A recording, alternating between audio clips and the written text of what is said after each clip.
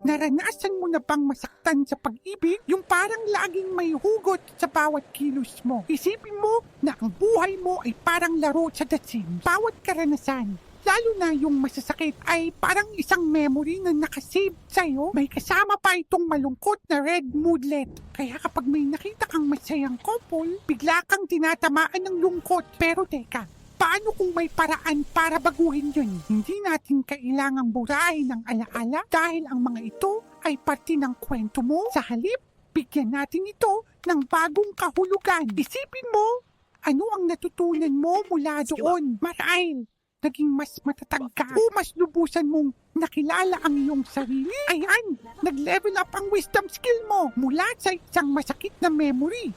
Nakabuo ka ng lakas. Ang iyong kasaysayan ay hindi ang iyong kapalaran. Ikaw ang player na may hawak ng kwento mo. Gawin mong superpower ang hugot mo